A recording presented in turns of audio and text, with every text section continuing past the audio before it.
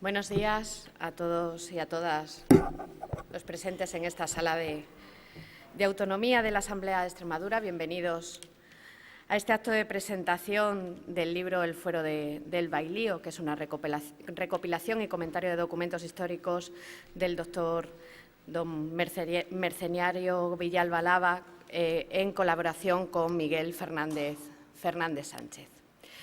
Quiero agradecer al fiscal jefe, don Aurelio Blanco Peñalver, su presencia hoy también en esta Asamblea de Extremadura, a la consejera de Hacienda y Administración Pública, doña Pilar Blanco Morales, también en esta sala, y, por supuesto, al autor del libro.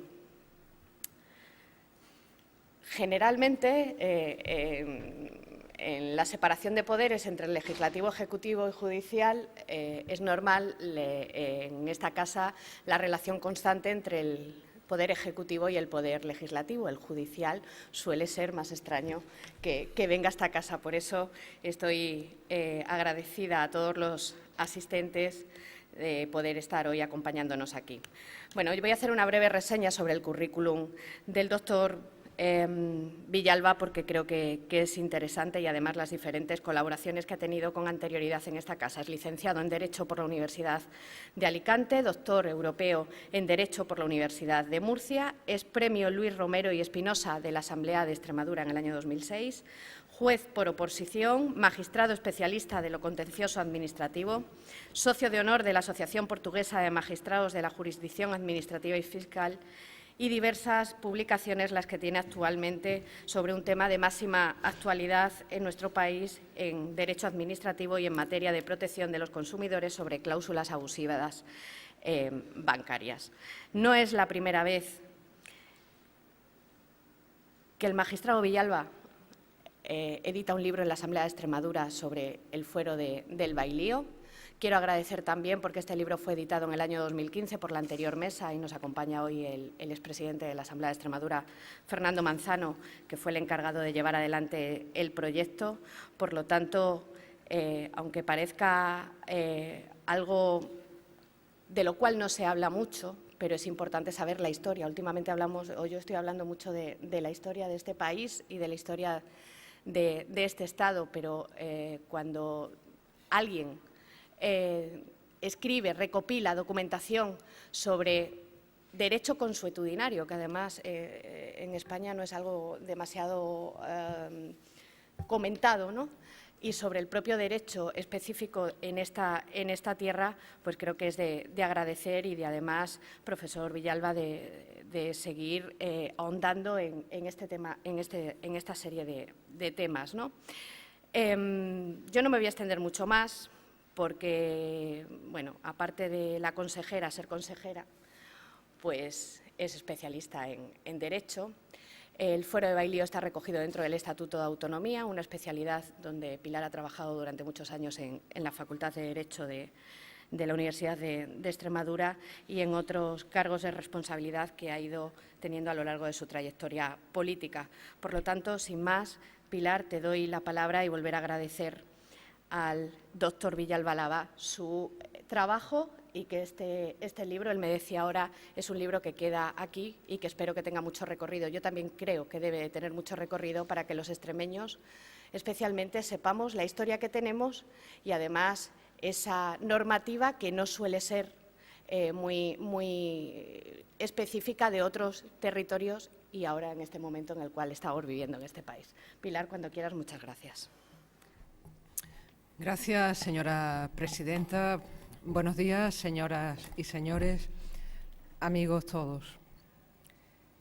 Quisiera, en primer lugar, disculpar la presencia en este acto del presidente de la Junta de Extremadura, cuyas obligaciones oficiales le impiden estar esta mañana con nosotros, y me ha rogado encarecidamente no solo que lo disculpe, sino que manifieste su interés por esta obra que se enmarca en algo que creemos que es fundamental subrayar.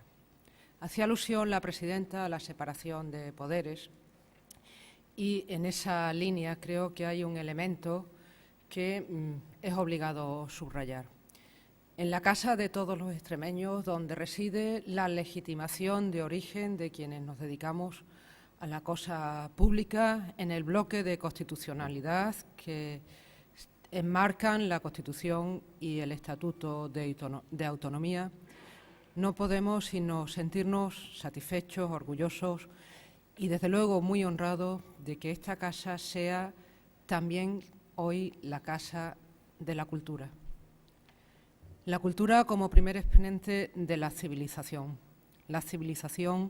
como primer designio de la civilidad, de la ciudadanía, que no se puede construir sin conocer nuestra historia, y esta es una pieza clave de nuestra historia, y sin proyectarla al futuro, como hace nuestro Estatuto de Autonomía.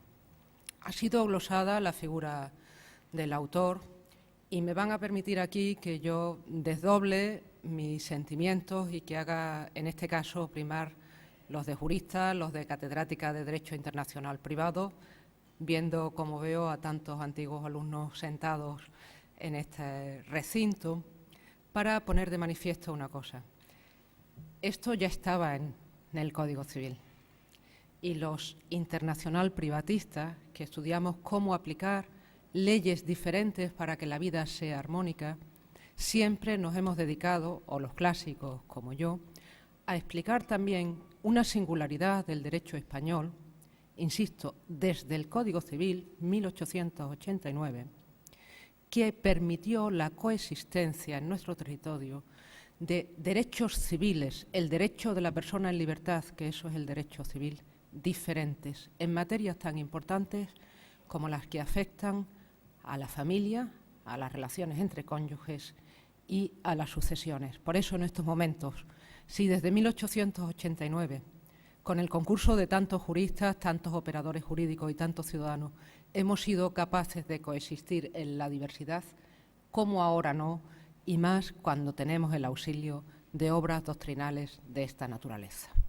Y prima mi sentimiento de jurista, de profesora, por lo tanto, de docente, no para hacer la semblanza del autor, que también ha hecho la presidenta de la Asamblea, sino para compartir con ustedes uno de esos hechos que te demuestra que la vida siempre conduce a mejorar y a progresar. La primera noticia que yo tengo del hoy doctor y magistrado Villalba Lava la tengo a través del que fuera su profesor de Derecho Internacional Privado, Manuel de Santes Real, catedrático de Derecho Internacional Privado de la Universidad de Alicante, compañero y amigo, que en el marco de la colaboración que tenemos me habla de un brillante alumno de quinto de carrera que infelizmente está claramente decidido a seguir su vocación de juez, cosa que cumplió con éxito, y al que, aunque tiene preocupaciones científicas, la universidad no le ofrece suficientes alicientes como para desviarle de su objetivo de ser juez. En aquella época donde hablábamos, como ahora, de la proyección que debería de tener nuestro trabajo en las generaciones futuras. ¿Quién me iba a decir a mí, tantos años después, que me iba a encontrar con el magistrado Villalba en Extremadura, ejerciendo brillantemente, primero en Badajoz y después en el Tribunal Superior de Justicia de Cáceres? Desde entonces he seguido con sumo interés su obra doctrinal, por supuesto también sus resoluciones judiciales, y estuve muy al tanto de la lectura y defensa de su tesis doctrinal, porque debo decir que mi presupuesto, probablemente errado, como él tuvo ocasión de demostrar después, respecto del fuero del bailío, partía de un prejuicio, y era que no era constitucional.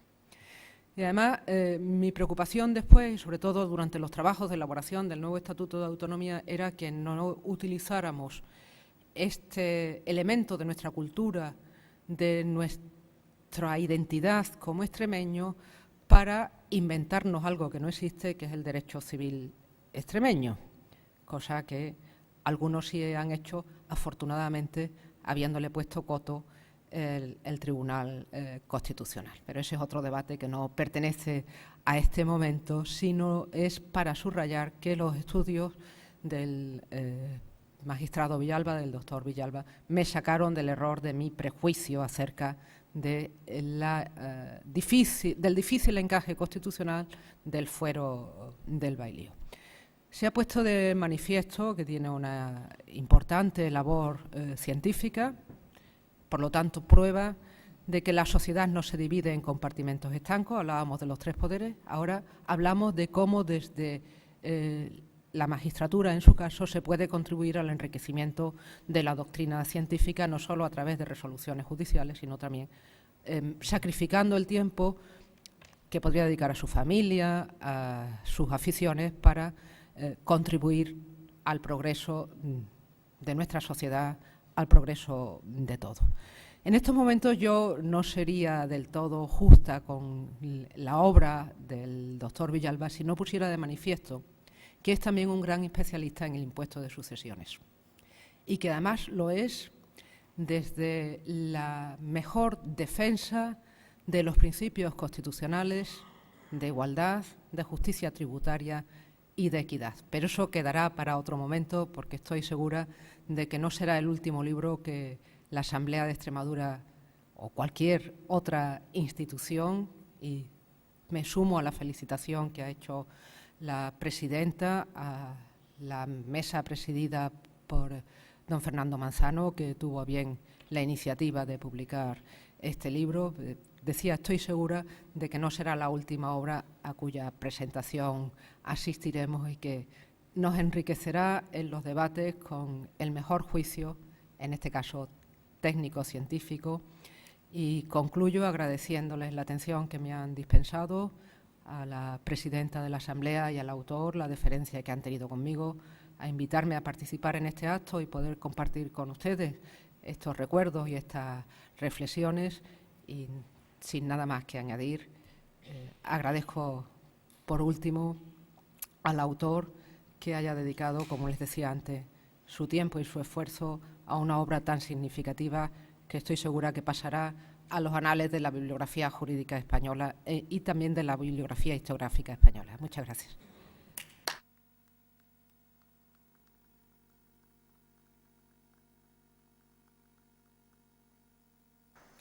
Bien, pues ahora, para presentar su libro, El fuero de Bailío, tiene la palabra el doctor Mercenario Villalba Lava. Cuando quiera, magistrado. Con su venia, excelentísima presidenta de la Asamblea de Extremadura, excelentísima señora consejera de Hacienda y Administración Pública de la Junta de Extremadura, excelentísimo señor fiscal jefe del Tribunal Superior de Extremadura de Justicia, excelentísimos e ilustrísimas autoridades y compañeros, amigos todos.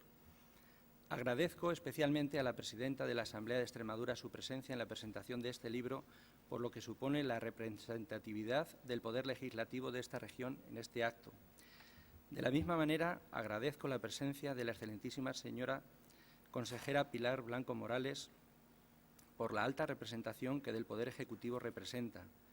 Es más, me siento especialmente honrado porque sea alguien de la universidad quien, aun siendo parte del Ejecutivo Autonómico, haya venido a este acto, porque, excelentísima señora, creo que aunque momentáneamente se encuentra usted desempeñando un cargo político, usted es realmente una persona de la universidad, de la ciencia del saber, de la inquietud del saber, algo de lo que yo también he querido ser partícipe, de ahí el doctorado europeo que hice.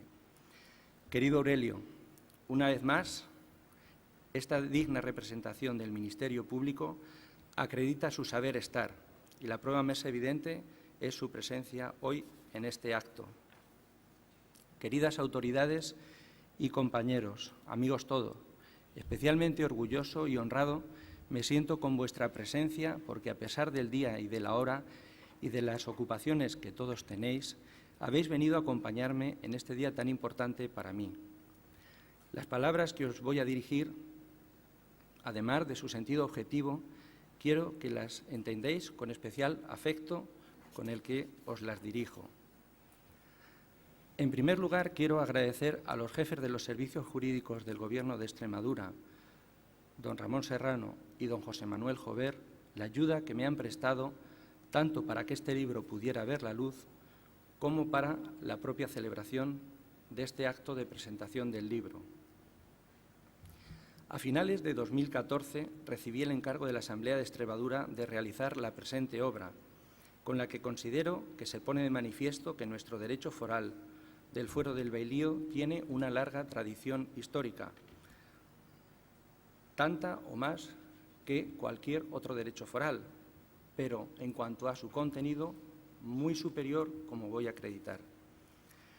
Dado que el encargo también consistía en que la obra pudiera editarse en el más breve plazo posible, contacté con mi amigo Juan Miguel Fernández Sánchez, que ya había colaborado conmigo en el examen de la documentación de mi obra El Fuero del Bailío como Derecho Foral de Extremadura, para que me ayudase en las labores que ahora voy a señalar. El libro consta de 2 partidas de documentos, unas que constan en registros de archivo de carácter estatal o nacional y otros de carácter más local, comarcal o provincial. Respecto de los primeros, los documentos que constaban en el Archivo Histórico Nacional, en la sección de Nobleza de Toledo, en el Archivo General de Simancas y en las Reales Chancillerías de Valladolid y Granada, era posible obtener copias de alta resolución que plasmarían con más nitidez el contenido de los documentos. De ahí que empezáramos por esta labor, identificando los documentos, porque algunos habían ya cambiado su grafía o su signatura original y tras identificarlos, pedimos las copias de alta resolución, tuvimos que pagar las tasas correspondientes y con el compromiso de remitir 2 copias de la obra a cada uno de los archivos. Con relación a la documentación que obtuve del Archivo Histórico Provincial de Badajoz, de los notariales, de los municipales, de los pueblos,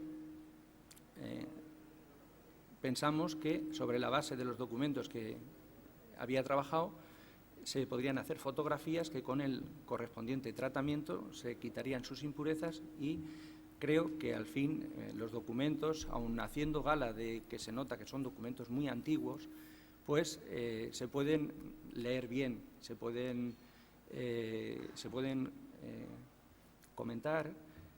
Todos estos documentos aparecen además transcritos y comentados. Yo creo que de esta forma la lectura del libro y su comprensión es mucho más fácil.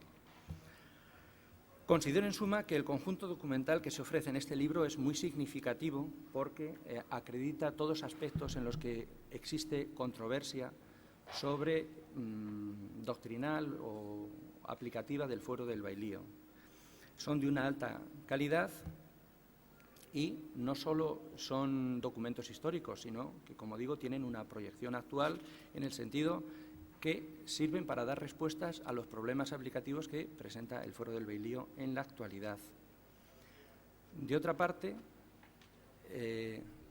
a través de estos documentos que aparecen citados en la anterior obra, pues creo que se da culmen a una meta que debe ser para mí, la metodología más correcta de investigación. Y esto, pues quizás los que somos de oposiciones, la verdad es que no valoramos mucho las tesis doctorales ni nada, eso se ignora, o sea, se desprecia cuanto se ignora, ¿no? Pero precisamente yo al hacer la tesis, pues me he dado cuenta de que da una gran preparación, ¿no? Y yo no me gusta el método, sobre todo en la historia, en donde la gente dice las cosas. Mi tesis tampoco es así. Es decir, no se trata, ni este libro tampoco es así. Es decir, hacer un anexo de teorías que hablan de una cosa, pues que nos quedamos igual que estábamos. Lo importante es ir a las fuentes originales y ahí es donde tú puedes fundar tu tesis con razón y con fundamento. Y ese es el método que se sigue en la tesis y que ahora se presenta. En el primer libro se decía dónde se localizaban los documentos. En este libro, además, están los documentos y con muy poco trabajo se puede ver pues que nuestro derecho foral es muy antiguo, es muy legítimo, como vamos a ver, y además los problemas que surgen de la práctica pueden tener respuesta. La obra se ha dividido en 4 partes. La primera es el expediente que hizo Carlos III sobre la aplicación del Fuero del Bailío.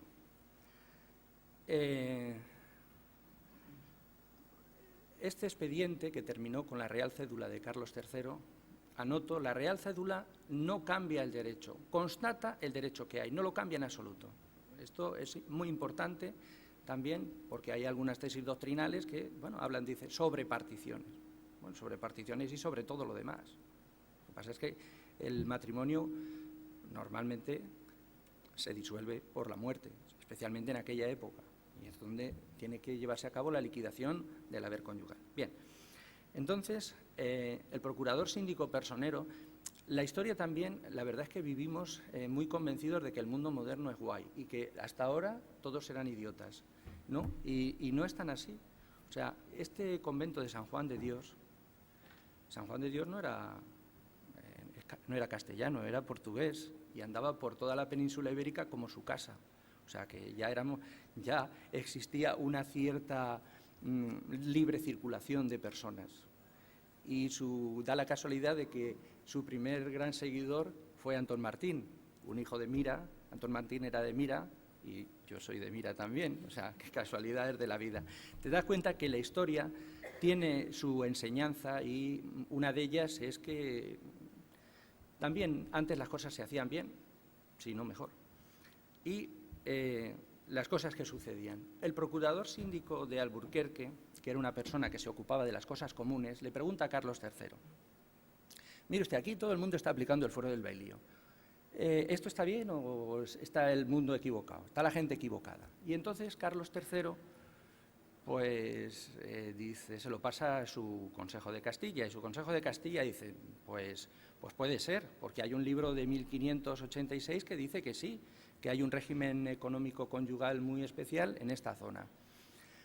Y además yo le sugiero que haga lo siguiente, pues que a los pueblos más importantes pida usted información de si existe una norma jurídica que así lo dice y lo tienen ellos custodiado, de los documentos en los que se ha aplicado este régimen jurídico, de los pleitos que se hayan sustanciado aplicando este régimen jurídico, y se pida también testimonio de las personas más notables y conocedoras del derecho sobre la cuestión. No obstante, el procurador síndico personero ya había remitido un memorial con la gente, escribanos y gente importante que decían que sí, que el fuero del bailío existía y se aplicaba.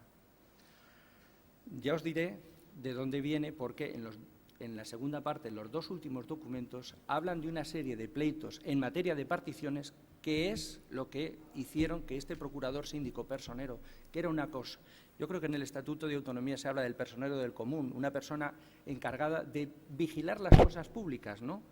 Que algunas veces es una figura muy útil, ¿no? Y entonces él lo pide. El Consejo de Castilla informa en estos términos. Carlos III dice que se haga. Quiero destacar una curiosidad. El Consejo de Castilla, la mujer de Rodríguez Campomanes, era de Alburquerque, la señora Amarilla Sotomayor, que tenemos este ilustre apellido continúa en la sala. O sea, que como es las casualidades y las circunstancias de la vida. Como digo, esta Real Cédula pasó, o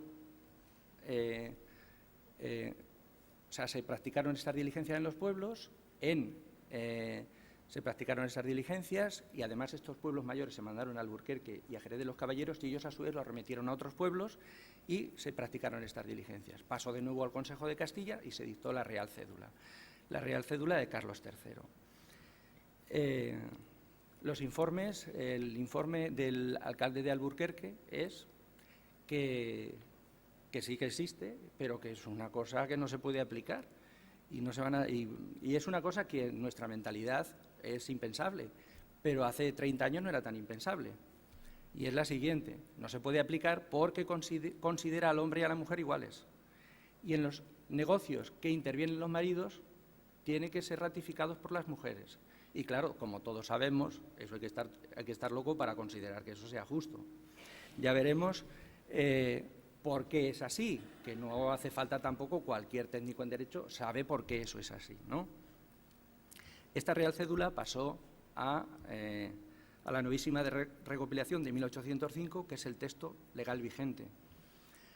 Cuando se dice que tenemos leyes muy antiguas, como el Código Civil de 1888 o las leyes de enjuiciamiento criminal de 1881, pues hay que decirles que no, que los extremeños nos remontamos un siglo antes, a 1805, salvo para Olivenza, que es una costumbre jurídica, porque en aquella época Olivenza todavía no pertenecía a España, entonces, en el sentido de que era un régimen que ratificaba la Real Cédula, que es una costumbre jurídica que la Constitución ampara.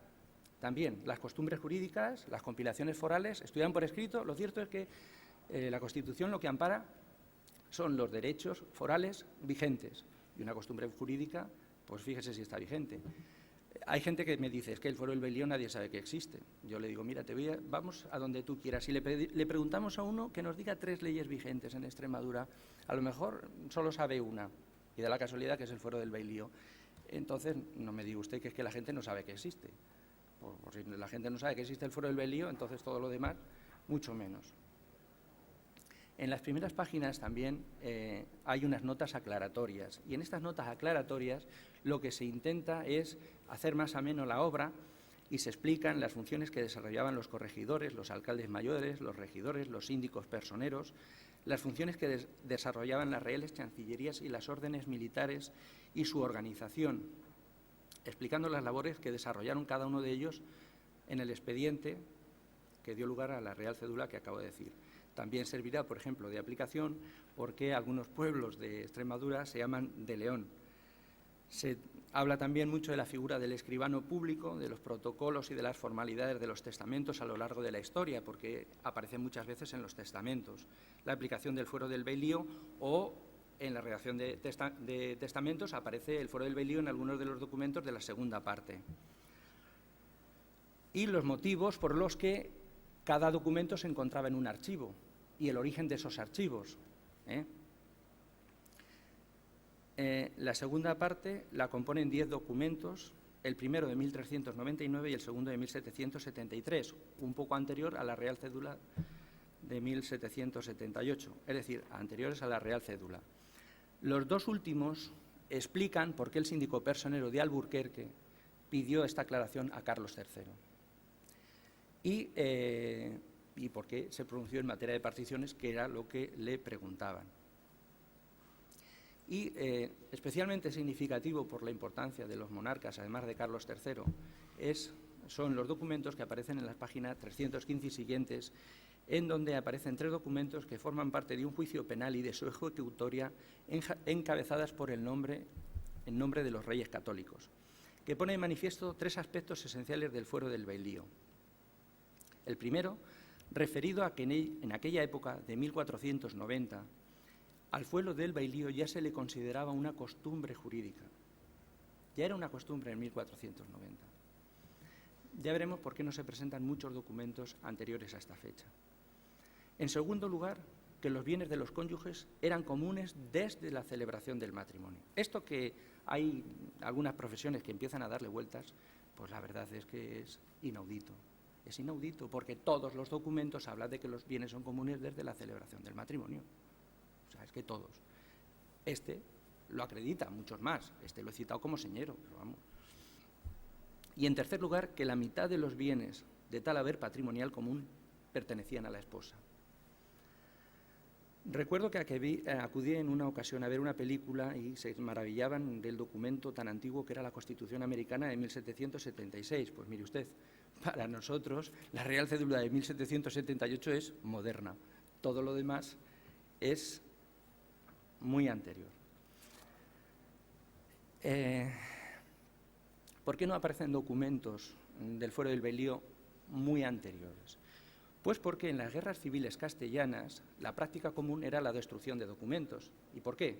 Esto ha pasado en las guerras carlistas, especialmente quienes sufrimos las guerras carlistas y, desgraciadamente, también en nuestra guerra civil.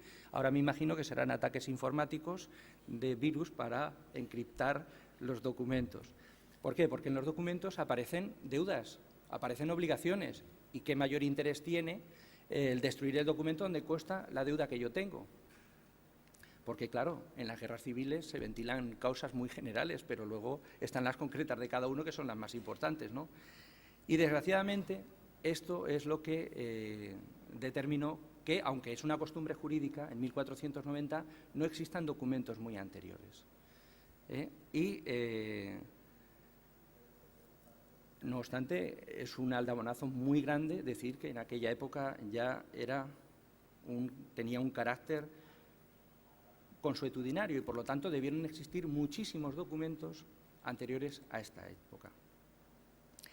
En el primer documento que se presenta en esta segunda parte de la obra, en las páginas 297 y siguientes, pone de manifiesto la mayor seña de identidad del fuero, que, la verdad, cuando yo la leí, cuando yo veía los documentos, claro, tú vas viendo un documento, puedes decir, es un documento erróneo.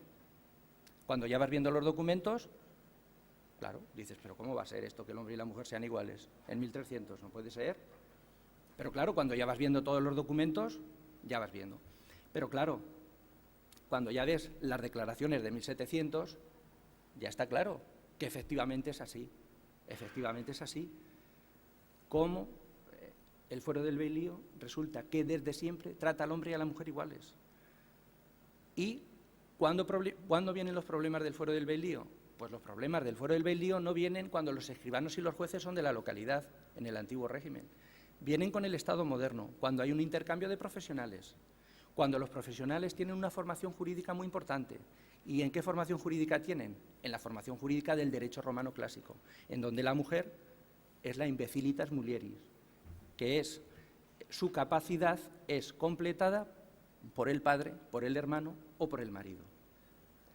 Y entonces empiezan a aparecer documentos, y se hace mención, empiezan a aparecer documentos en donde la mujer interviene, porque es seña de identidad del fuero, pero interviene con autorización de la mujer, propia del derecho común. Pero claro, si interviene con autorización de tu marido, es una tontería. Pero se ve cómo influye el derecho común en este derecho foral. Como veremos, esto va a tener otras muchas secuelas. Esto va a tener otras muchas secuelas. Hoy en día los aplicadores no aplican el fuero o pretenden aplicar el fuero con los principios del derecho común. No, tiene que aplicarse de acuerdo con sus propios principios. Bueno, viene un poco a cuento que ojalá la España de hoy es la España de los reyes católicos. Los reyes católicos son los que crean los grandes archivos, son los que organizan territorialmente España, son los que consiguen la paz. Y estos documentos precisamente han llegado a nosotros gracias a los reyes católicos. Espero que no volvamos a la España anterior a los reyes católicos, pero bueno, todo se andará. Esto es muy importante desde el punto de vista también de la organización judicial, con la creación de las dos reales chancillerías, al norte y al sur del Tajo, de Valladolid y de Ciudad Real, luego trasladada a Granada, que son los grandes archivos jurídicos que tenemos en nuestro país. La tercera parte consta de 4 apartados. La denominación jurídica del fuero del Bailío, por qué se llama fuero del Bailío, los criterios que se han aplicado históricamente para determinar cuándo se aplicaba un régimen económico matrimonial y otro, las distintas poblaciones en las que rige el fuero del Bailío, con documentos de cada una de ellas, y los supuestos de renuncia al fuero, porque aquí ahora el personal, con relación al fuero del Bailío, que parece ser que anda maldito, se anda preguntando la bondad o maldad de un régimen económico matrimonial. Las cosas son como son. Nadie se plantea si el arrendamiento es una buena o mala institución. Se aplica y ya está, ¿no? Con relación al primero, el fuero del Bailío es denominado de diversas maneras, especialmente en el área de Jerez de los Caballeros, fuero de la bailía o costumbre de la bailía. Aunque también aparece en costumbre de la villa, de bienes a medias o por mitad. Y es a partir del siglo XVIII, precisamente cuando un determinado fenómeno jurídico, desde el punto de vista racional, tiene que tener un nombre, es cuando aparece ya mayoritariamente el fuero del Bailío. En el segundo apartado son 18 documentos de aplicación, cómo se aplicaba antes de la entrada en vigor del Código Civil el fuero del Bailío, y posteriormente los modernos criterios de derecho interregional que se estudia en la parte de derecho internacional privado. En el tercer apartado son 53 documentos de distintas localidades y fechas donde se aplica el fuero del Bailío, y por último se habla de la renuncia de documentos en los que se renuncia al fuero del Bailío, que como cualquier otro régimen económico matrimonial legal supletorio puede renunciarse. Hay un error. Primero, pensar que el Fuero del Bailío tiene una peculiaridad exorbitante. No. O sea, vamos a ver, regímenes de comunidad universal han existido en toda Europa, especialmente en el siglo XIX y especialmente antes de la recepción del derecho romano clásico en el siglo XIV y XV, para fortalecer el nuevo concepto de Estado moderno. Entonces, en la actualidad todavía existen regímenes económico-matrimoniales en Cataluña, en Aragón, en Navarra, en el País Vasco, es el régimen legal supletorio en Portugal, en Alemania, está tipificado en Italia y en otros países europeos del norte, en donde el legislador puede fácilmente, y su parentesco es común, el origen es común y se explica en la obra, es el derecho romano vulgar del Bajo Imperio Romano, ese es su origen. O sea, yo creo que está muy acreditado que ese es su origen, y le remito a la obra para ver que eso es así. Hoy en día, sin embargo, todos sabemos que son los regímenes de separación los que mayormente son utilizados. Pero bueno, cada cual, a lo mejor tenía un profesor de literatura que decía que lleva unos zapatos que habían estado 4 veces de moda, ¿no? Entonces, no sabemos por dónde irá el mundo. Ahora el mundo va por la irresponsabilidad. No lo sé. Una falsa irresponsabilidad. Porque aquí la personalidad jurídica tiene espera de imputación independiente y los particulares no pueden cobrar. Pero, amigo mío, la hacienda pública es así. Y la seguridad social también. Esa ahí se rompe el velo y, claro, y a uno le meten en un susto, pero vamos, de primera. O sea, y bueno, esta crisis en cadena que estamos teniendo, la crisis económica se encadena tan tremenda, obedece también a esto, a la irresponsabilidad. Lo hemos visto que con que haya un deudor entre 40, se carga las 40 empresas. Pues quizá habrá que profundizar un poco en este fenómeno tan flexible de la economía, ¿no? La cuarta parte de la obra habla de cuestiones más modernas y de actualidad. Se habla de la sentencia del Tribunal Supremo de 29 de enero de 2008, en donde dice que para ser juez magistrado de la Sala Civil y Penal del Tribunal Superior de Justicia de Extremadura para el miembro de la carrera judicial no es preciso tener especiales conocimientos de derecho foral. Para todas las comunidades autónomas sí, pero para la nuestra no. Qué mala suerte. Ya veremos a ver. Yo sí me hago eco de lo que dice el voto particular de esa sentencia. Es curioso que todas las cuestiones del Fuero del Bailío también se copia una sentencia de la Audiencia Provincial de Badajoz de 11 de octubre de 2013 que resuelve el caso de la aplicación del Fuero del Bailío, un caso de divorcio que posteriormente es casada por la Sala Civil y Penal. Las dos tienen votos particulares también. Y eso en una región en donde se huye de los personalismos de los votos particulares y de todas las maneras posibles se pretende llegar a un acuerdo. Pues son los únicos votos particulares. No entiendo yo que sea tan fácil la cuestión. ¿Cuándo suceden estas cosas? Se habla también del derecho procesal, del derecho adjetivo del Fuero del Bailío. ¿Cuáles son las normas que determinan los criterios procesales para la aplicación del Fuero del Bailío? Y yo creo que el Fuero del Bailío, al contrario de lo que se dice, no es un derecho foral más fácil, es un derecho foral muchísimo más difícil. ¿Por qué? Porque los juristas hoy en día estamos muy acostumbrados a las normas escritas. Y entonces, con una norma escrita, la verdad y unos conocimientos generales, tú eres capaz de resolver con cierta solvencia cualquier problema jurídico. El problema es cuando, como en el Fuero del Bailío, hay que hacer esta labor tan grande de buscar los principios en su propia sistematización. Entonces, yo creo que es una sentencia pésima para Extremadura y pone de manifiesto una vez más la enorme ignorancia que hay sobre este derecho foral. Por otra parte, también quiero destacar que es el único derecho foral que no se encuentra recogido por escrito en la actualidad. Todas las comunidades forales han regulado su derecho foral. Extremadura no lo ha hecho.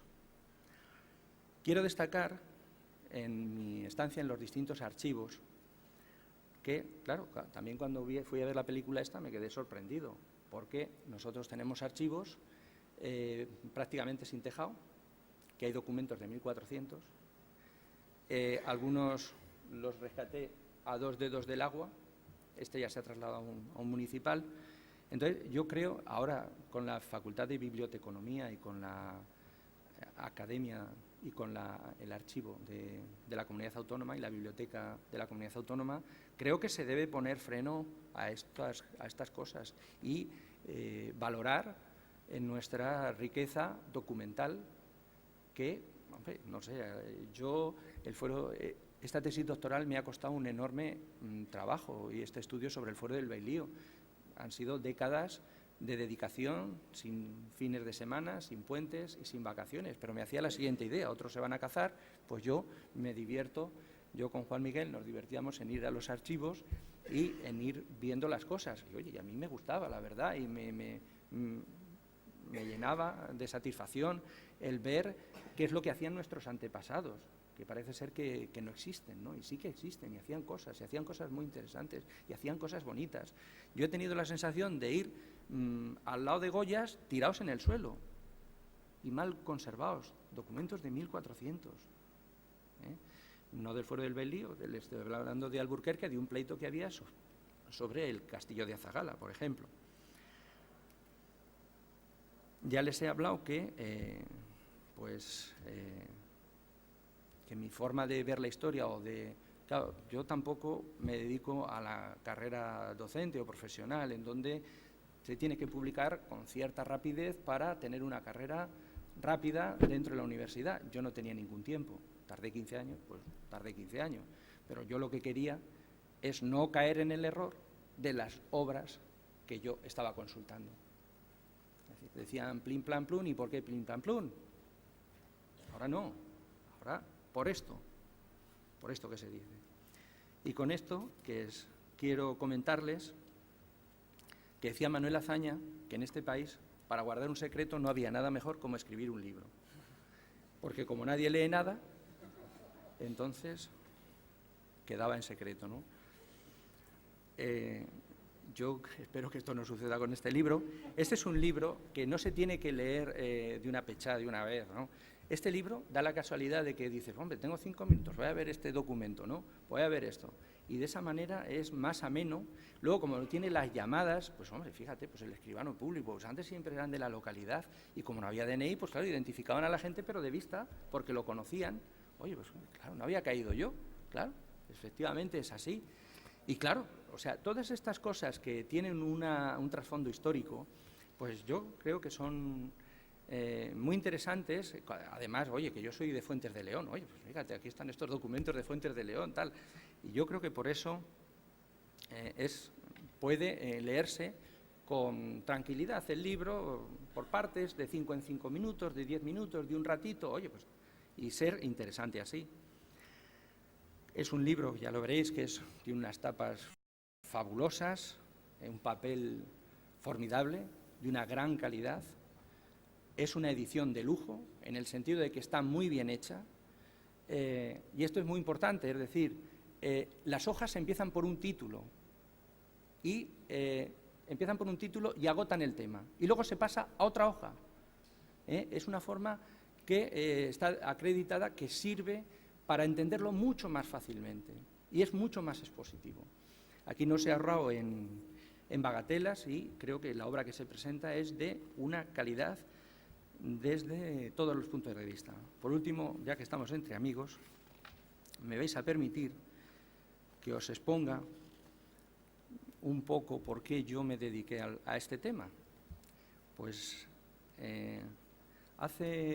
cuando aprobé la oposición de especialista, me tuve que ir de la Audiencia Provincial de Badajoz al Tribunal Superior de Justicia de Murcia.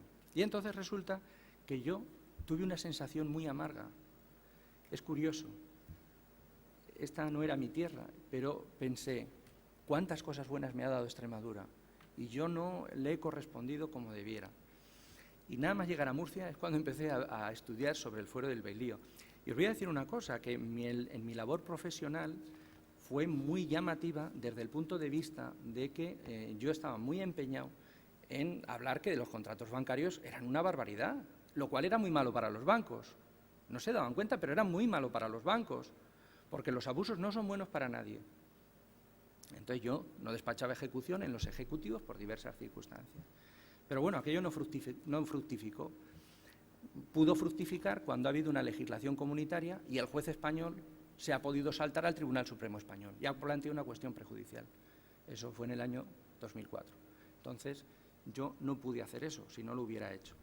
Pero esa deuda que yo tenía con Extremadura, quise abonarla con el fuero del Bailío.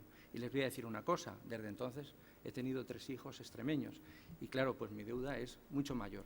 Pero sin embargo, yo de verdad que la considero pagada con estos libros, porque no os podéis imaginar el enorme esfuerzo que a mí me supuso, no este libro, porque este libro fue relativamente fácil, este libro se acabó en 3 meses, era localizar todos estos documentos y redactar el libro del fuero del Bailío como derecho foral de Extremadura. Y se lo dice a alguien que, como aquí hay agricultores también, lo pueden saber. Yo desde los 7 años pues iba con mi padre a ayudarle. Y en el campo no hay ni sábados ni domingos. Y yo hice la carrera trabajando. Y siendo juez hice la oposición de especialista. O sea que estoy muy acostumbrado, pero os puedo asegurar que lo de la tesis doctoral fue una cosa que me sobrepasó porque era un esfuerzo durante mucho tiempo y agotador. Como es crear algo nuevo, porque copiar es muy fácil. Venía hablando yo con el hijo de un amigo que tiene que preparar ahora un proyecto de fin de carrera y tal. Es que hacer algo de nuevas es muy difícil y es un esfuerzo muy grande. En fin, aunque algunos consideren arcaica y sin trascendencia la cuestión que nos ocupa, también tengo que decirles la razón por la que este tema me llamó mucho la atención. Y me llamó mucho la atención porque se basa en el amor. O sea, el amor es la pieza angular de un régimen de comunidad universal. Y desde luego, al margen de las mejores teorías y de los mejores razonamientos, siempre hay una cuestión que se considera universal. Y en esa vamos a estar todos de acuerdo, aunque no la practiquemos mucho. Y es que es el amor el que nos salva a los seres humanos, el que nos hace seres humanos de verdad. Y una institución de esta naturaleza, pues, fue lo que a mí me impulsó tanto a trabajar en este tema. Bien, espero que mi explicación les haya abierto la curiosidad sobre esta materia y sobre el libro, y les agradezco profundamente que han sacado tiempo para venir a la presentación de esta obra. Muchas gracias.